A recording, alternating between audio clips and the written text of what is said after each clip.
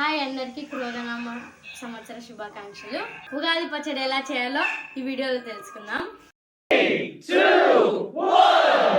ఉగాది పచ్చడి కావాల్సిన ఇంగ్రీడియంట్స్ అన్నమాట.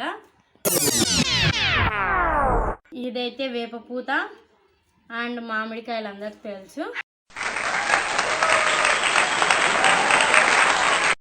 కారం పొడి, ఉప్పు, కొద్దిగా బెల్లం తీసుకోవాలి సరిపోయేట్టుగా. యాక్చువల్లీ నాకు ఇట్లా ఉగాది పచ్చడి చేయడం రాదనమాట.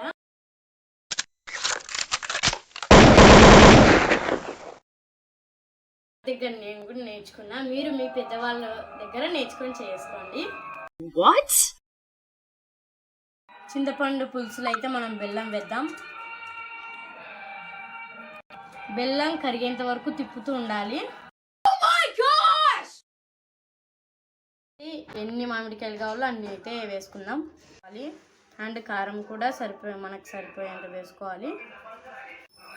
తర్వాత వేప పూత వేద్దాం. మన ఉగాది పచ్చడి అయితే అయిపోయింది. టేస్ట్ చేద్దాం. Surprise!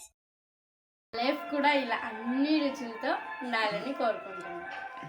Subscribe my YouTube channel Proddatur బ్రోసిస్. Bye friends. Goodbye.